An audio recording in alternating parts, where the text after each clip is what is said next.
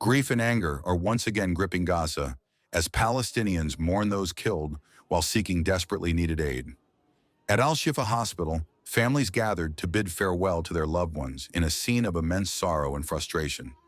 The latest deaths occurred just hours after U.S. President Donald Trump's Middle East envoy, Steve Witkoff, visited the region to inspect aid operations.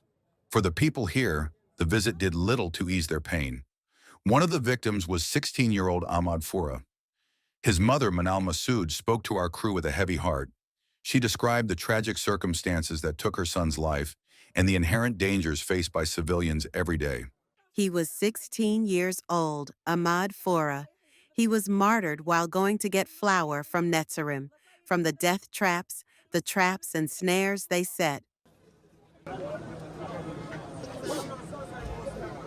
Palestinian medics reported that 3 Palestinians were shot dead near a U.S. and Israel-backed aid site, an event that came shortly after Witkoff's visit to a different location. The Israeli military stated that it was looking into the incident, saying that soldiers had fired warning shots at what they described as a gathering of suspects approaching their troops.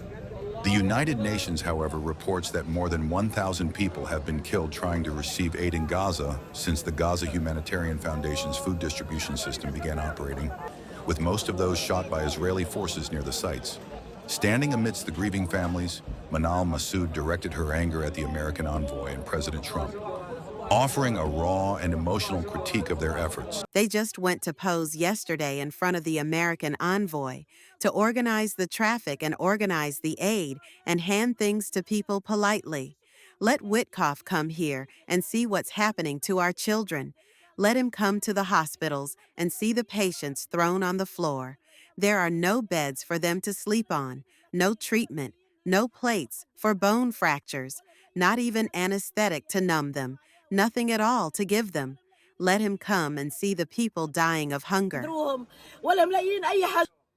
She then responded directly to a recent comment from President Trump, who had said his envoy was working to get food to the people in Gaza.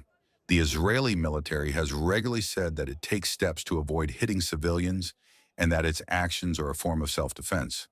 Israel maintains that the Palestinian militant group Hamas, which governed Gaza, is to blame for the high civilian death toll, an accusation which Hamas denies.